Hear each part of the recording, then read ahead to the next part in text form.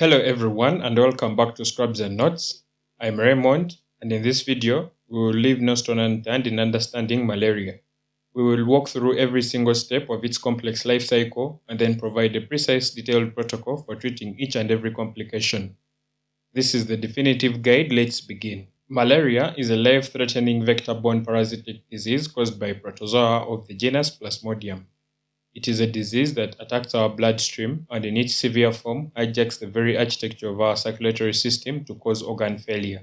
The broad category is an infectious parasitic cause. The 5 specific species are Plasmodium falciparum, vivax, oval, malaria, and knowlesi. The most common and most virulent cause is Plasmodium falciparum. A can't-miss cause is Plasmodium vivax or oval due to their dormant liver stages called hypnozoites, which can cause relapsing infections weeks or months later.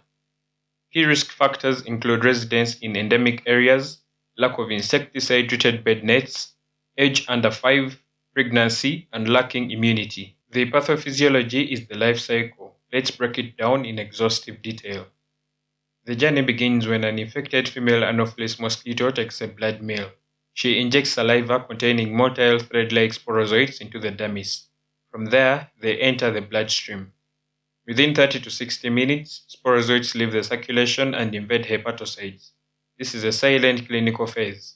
Inside the liver cell, each sporozoite undergoes a massive asexual replication called exoerythrocytic schizogony. It transforms into a large round schizont containing thousands of daughter cells called merozoites. This process takes between 5 to 21 days depending on the species. In P. vivax and P. oval infections, a portion of the sporozoites do not immediately develop into schizonts. Instead, they become dormant hypnozoites. These forms can reactivate weeks, months, or even years later to begin schizogony, causing a relapse without a new mosquito bite.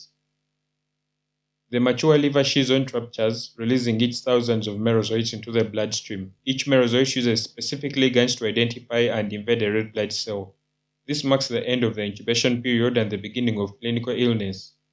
Inside the red blood cell, the parasite undergoes a 48-hour or 72-hour cycle of erythrocytic schizogony. It first appears as a small ring-formed trophozoite, which is a classic sign on a blood smear. It then grows into an amoeboid trophozoite, consuming up to 80% of the cell's hemoglobin and producing a waste product called hemozoin. The nucleus then divides repeatedly, forming a mature schizont packed with 8 to 32 new merozoites. The infected red blood cell finally ruptures, releasing this new generation of merozoites along with hemozoin and other waste products into the circulation. This synchronous rupture is what triggers a violent inflammatory response with cytokines like TNF-alpha, interleukin-6, causing the classic febrile paroxysms of chills, high fever, and sweats. The new merozoites immediately invade fresh red blood cells, repeating the cycle and exponentially increasing the parasitemia.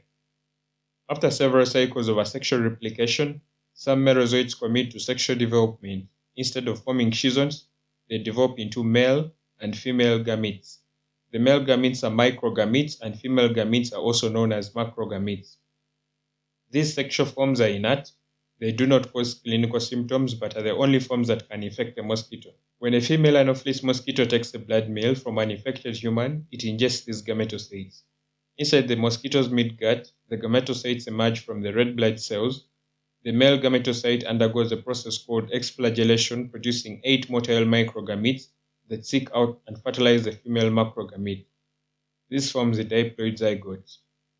The zygote matures into a motile ookinete, which penetrates the gut wall and develops into an oocyst on the exterior surface.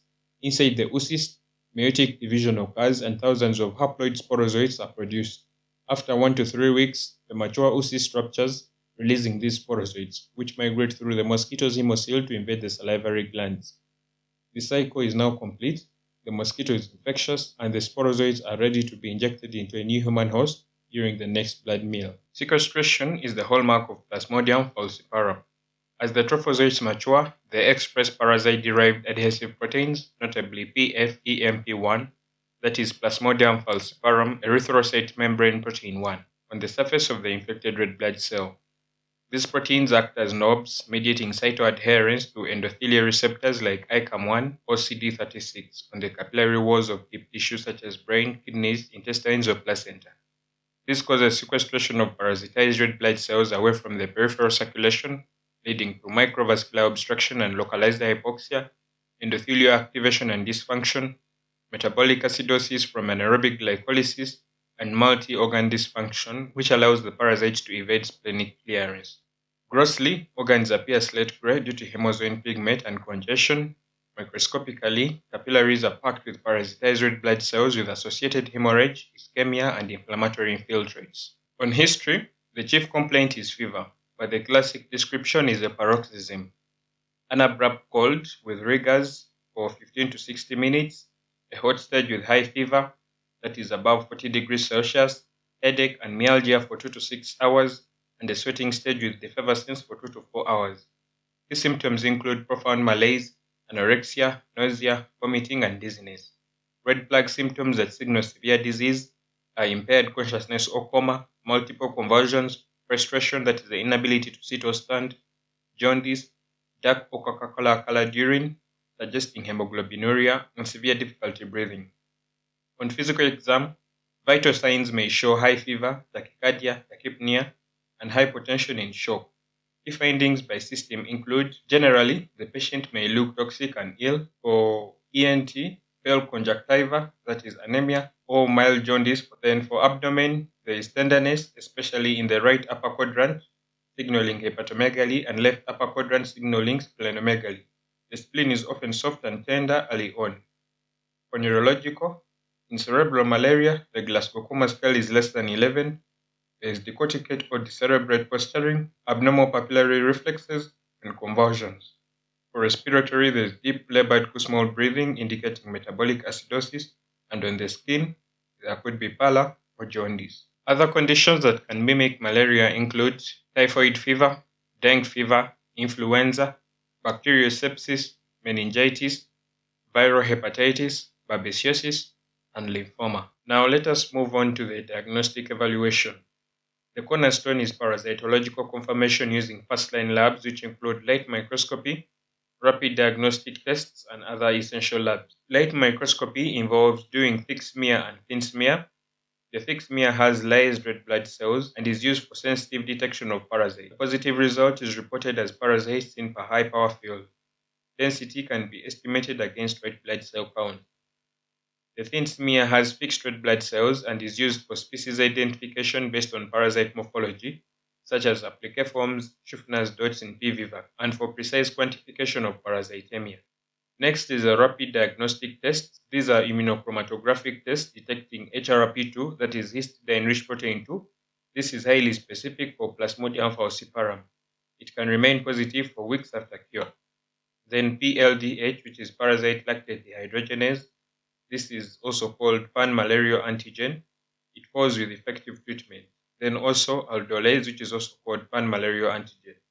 Other essential labs include complete blood counts for normocytic normochromic anemia, thrombocytopenia, and leukocyte count.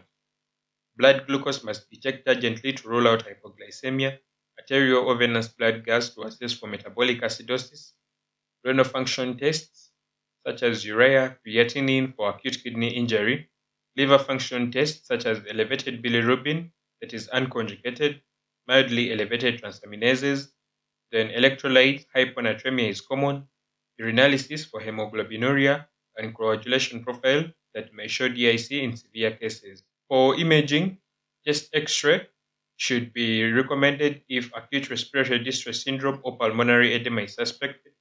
HCT scan in comatose patients to rule out other causes of altered mental status such as bleed or abscess. Findings in cerebral malaria are often subtle and may include cerebral edema. Other tests include ECG that is not specific but that may show changes from electrolyte disturbances of quinine or artesunate.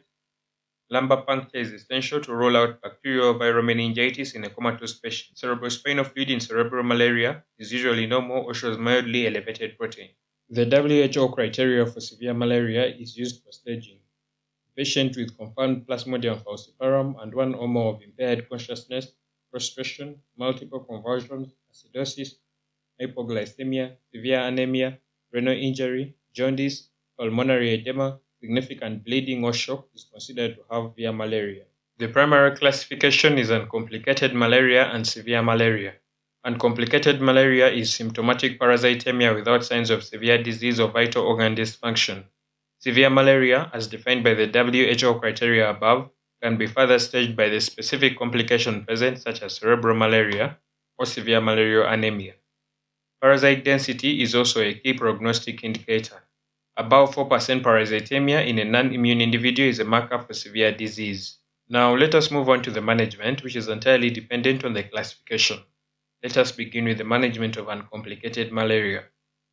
Ensure rest and adequate oral hydration. Paracetamol 15 mg per kilogram per dose with a maximum of 1 gram every 4 to 6 hours for fever and myalgia. Avoid NSAIDs like ibuprofen due to thrombocytopenia and bleeding risk. Counsel the patient on the absolute importance of completing the full antimalarial course. The pharmacological therapy has the first line with artemisinin-based combination therapy, which is the global standard. This includes artemether-lumefantrine, which is the most widely used ACT. The dosage is a 3-day course with 6 doses in total. It is weight-based, 5 to less than 15 kilograms, 1 tablet per dose, 15 to less than 35 kilograms, 2 tablets per dose, 25 to less than 35 kilograms, 3 tablets per dose, and above 35 kilograms, 4 tablets per dose. The doses are given at 0, age 24, 36, 48, and 60 hours. They must be administered with fatty food or milk to ensure adequate absorption of lumefantrine. The common alternative ACT is artesunate amodiaquine. The dosage is a 3-day course given once daily. Schedule 4 mg per kilogram artesunate plus 10 mg per kilogram amodiaquine base daily for 3 days. The alternative for first trimester pregnancy or allergy is quinine sulfate 10 mg salt per kilogram orally TDS for 7 days plus clindamycin 5 mg per kilogram orally TDS for 7 days. For radical cure of PV vax or POVAL, after treating the acute attack with an ACT, add primaquine phosphate. The dose is 0.25 to 0.5 mg base per kilogram daily for 14 days. Check for G6PD deficiency before starting to avoid life-threatening hemolysis. Quantitative ASI is preferred. For management of severe malaria, this is a medical emergency requiring immediate ICU admission. Management is multifaceted, starting with supportive care and resuscitation using ABCDA approach. Secure the airway in a comatose patient. Elective intubation is often necessary for cerebral malaria to protect the airway and ensure adequate oxygenation. Administer high-flow oxygen. Monitor for signs of acute respiratory distress syndrome such as tachypnea or hypoxia. Obtain IV access immediately. Take blood for glucose, cross-match, and lab. Manage shock cautiously with a 10 to 20 ml per kilogram crystalloid fluid bolus, such as 0.9% saline or Ringer's lactate. Reassess. Avoid overhydration as it can precipitate pulmonary edema. If hypotension persists after initial fluid, start vasopressors such as noradrenaline. Perform a rapid neurological assessment such as Glasgow Coma Scale of Response, and then check for hypoglycemia and jaundice. For the specific antimalarial chemotherapy, the first line is intravenous artesunate, which is the drug of choice for all patient groups, such as children, adults, pregnant women, and all trimesters. It significantly reduces mortality compared to quinine. The dosage is 2.4 mg per kilogram IV administered at 0, 12, and 24 hours, then once daily thereafter.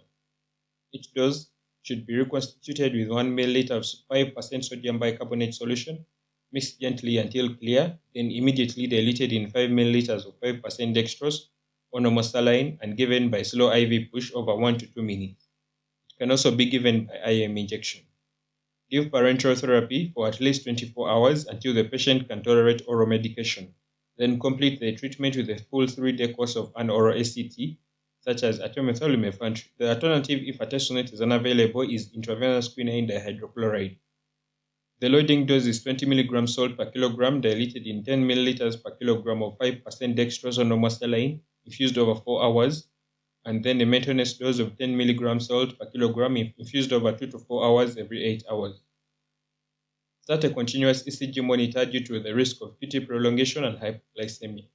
Do not give a loading dose if the patient has received quinine or mefloquine in the previous 24 hours. Next is the detailed treatment of specific complications. For hypoglycemia, that is a blood glucose of less than 2.2 millimoles per liter or less than 40 milligrams per deciliter, give 1 milliliter per kilogram of 50% dextrose solution IV bolus. Follow this with a 10% dextrose infusion at 100 ml per hour to prevent recurrence. Check blood glucose every 30 to 60 minutes initially, as hypoglycemia can recur due to the disease and quinine therapy, which stimulates insulin secretion. For severe malaria anemia, that is a hemoglobin of less than 5 grams per deciliter or less than 7 grams per deciliter with complications, transfused with packed red blood cells or fresh whole blood, 10 ml per kilogram of packed cells or 20 ml per kilogram of whole blood given over 3 to 4 hours. Furosemide may be given concurrently if there is concern for fluid overload. The goal is to raise the hemoglobin to a safe level that is above 7 to 8 grams per deciliter. For cerebral malaria and impaired consciousness, nurse the patient in a 30-degree head-up position, turn regularly to prevent pressure sores. Provide eye care, insert a nasogastric tube to prevent aspiration and for medications. Insert a urinary catheter as well. For seizures, manage promptly. The first line is IV lorazepam 0.1 mg per kilogram, maximum of 4 mg, or IV diazepam 0.1 to 0.2 mg per kilogram with a maximum of 10 mg. For recurrent seizures, load with IV phenobarbital 15 to 20 mg per kilogram. For raised intracranial pressure, signs include decerebrate posturing, hypertension, bradycardia, and abnormal papillary reflexes. Mannitol 0.5 to 1 gram per kilogram IV can be used cautiously if there is evidence of impending herniation, but evidence of benefit is limited. For acute kidney injury, management is strictly fluid balance monitoring. Correct electrolyte imbalances, especially hyperkalemia. Indications for dialysis may include refractory acidosis, hyperkalemia, not responding to medical management, fluid overload, uremia, or anuria for more than 24 hours. For metabolic acidosis, that is a bicarbonate less than 15 millimoles per liter, and hyperlactatemia, this is caused by hypoperfusion and sequestration. The mainstay is adequate resuscitation with fluids and blood, and effective antimalarial treatment. Avoid routine use of sodium bicarbonate. It is only considered in severe life-threatening acidosis, that is a pH less than 7.1, despite other measures, as it can worsen intracellular acidosis and sodium load. For acute respiratory distress syndrome or pulmonary edema, this is a dire complication. Restrict IV fluids, give high concentration oxygen. Non-invasive ventilation can be tried. Intubation and mechanical ventilation are often required. Use a lung protective strategy with low tidal volumes.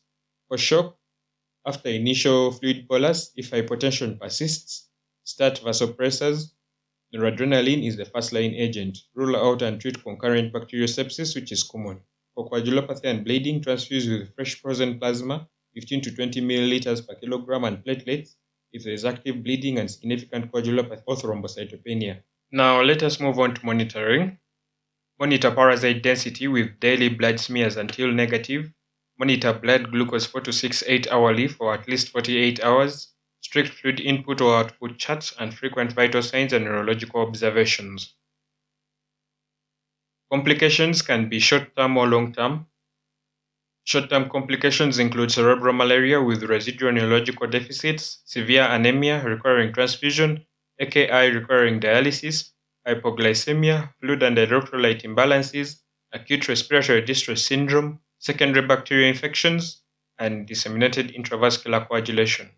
Long-term complications include neurological sequelae such as ataxia, hemiparesis, cognitive impairment, and epilepsy, chronic kidney disease from P. malariae infection, that is also called quantum malarial nephropathy, and post-malaria neurological syndrome.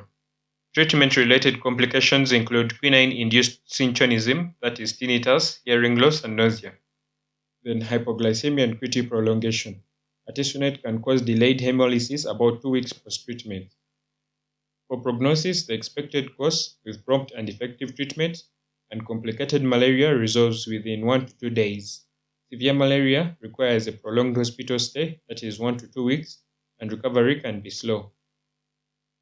Special considerations include pregnancy, children, and geriatrics. For pregnancy, malaria is more severe. It increases the risk of miscarriage, stillbirth, prematurity, and low birth weight.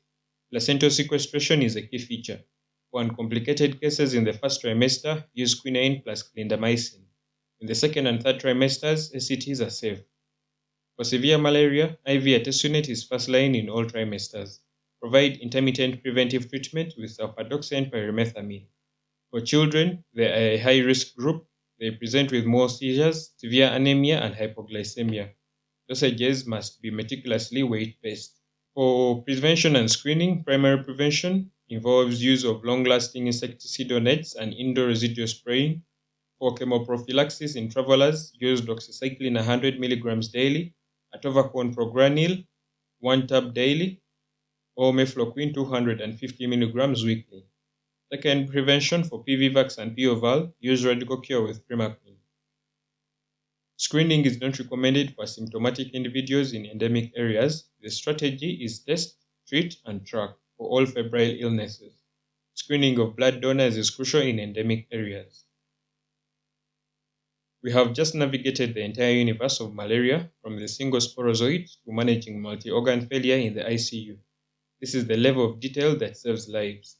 If this ultimate guide was valuable, please give this video a thumbs up and share it with your colleagues. Comment below which complication of malaria do you find most challenging to manage and why. Don't forget to subscribe and hit the bell so you don't miss any of our deep dives into clinical medicine. This is Raymond from Scrubs and Notes. Thank you for watching, and I'll see you in the next video.